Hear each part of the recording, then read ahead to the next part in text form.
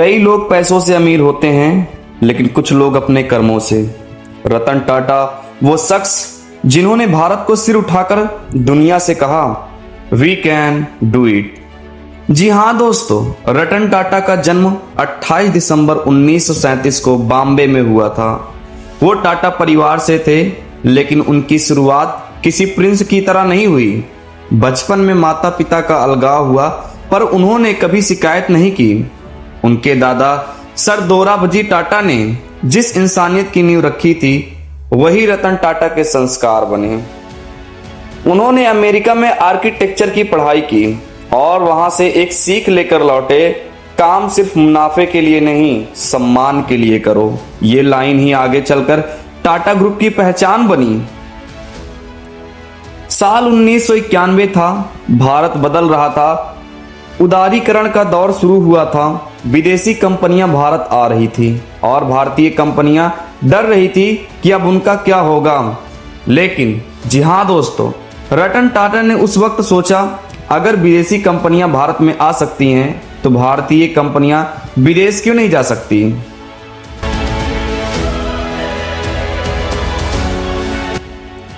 फिर शुरू हुआ एक ऐसा सफर जिसने इतिहास बदल दिया। साल 2000 में टीटलेटी यूके की खरीद, जिससे पहली बार भारत किसी ब्रिटिश कंपनी का मालिक बना। 2007 में कोरस स्टील यूरोप की सबसे बड़ी स्टील कंपनी को खरीदा और 2008 में जगुआर लैंड रोवर को हासिल कर लिया। यह सिर्फ खरीद नहीं थी दोस्तों, यह उस सोच की जीत थी कि इंडियन ब्रांड्स भी इंटरनेशनल हो सकता है। और दोस्तों, यही वो पल था जब दुनिया ने भारत को नया सम्मान देना शुरू किया। 2008 वो साल जिसने रतन टाटा को पीपल्स लीडर बना दिया। उन्होंने कहा था, हर भारतीय परिवार के पास एक कार होगी, और उन्होंने बनाई टाटा नैनो कार। कहानी की शुरुआत उस दिन से हुई जब उन्होंने एक परिवार को बारिश में स्कूटर पर जाते देखा। पिता चला रहा था, माँ पीछे और बच्चे बीच में थे। रतन टाटा के मन में सवाल उठा, क्या इन्हें सुरक्षित सफर का हक नहीं?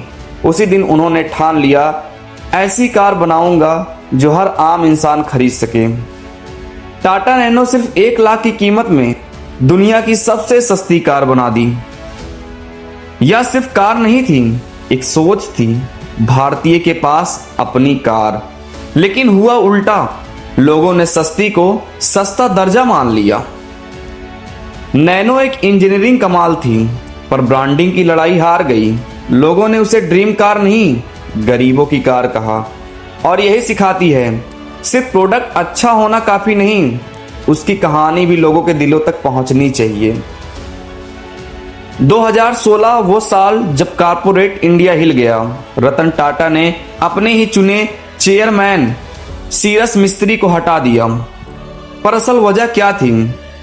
इसकी वजह ये थी, मूल्य बनाम मुनाफा। मिस्त्री बिजनेस को केवल प्रॉफिट बेस्ड चलाना चाहते थे, पर रतन टाटा कहते थे प्रॉफिट के साथ पर्पज भी होना चाहिए।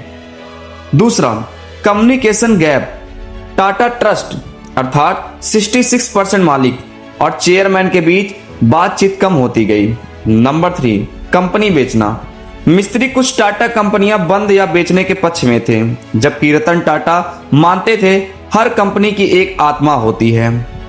दोस्तों, यह लड़ाई कुर्सी की नहीं थी, सोच और मूल्यों की थी। रतन टाटा ने चुप रहकर सिखाया, इज्जत बाहर से नहीं, काम से कमाओ। रतन टाटा ने कहा, अगर आप सिर्फ पैसे कमाने आए हैं तो बिजनेस मत कीजिए। वो अपनी 60% से ज्यादा कमाई समाज में दान करते हैं, शिक्षा, स्वास्थ्य और शोध के लिए। उन्होंने भारत में कैंसर हॉस्पिटल, IISc में रिसर्च सेंटर और लाखों बच्चों की पढ़ाई के लिए फंड दिया। रतन टाटा कहते हैं, आदमी अपने कर्म से बड़ा होता है, कुर्सी से नहीं। हर बार गिरने के बाद उठना और मुस्कुराना, यही है असली टाटा स्माइल। अगर आपने कुछ बड़ा सोचा है तो डरिए मत, क्योंकि असली सफलता वहीं होती है जहां रिस्क ज्यादा होते हैं। अगर ये कहानी आपको प्रेरित करे तो इसे शेयर करें, ताकि अगली पीढ़ी सीखे कि इज्जत कमाई जाती है, खरीदी नहीं।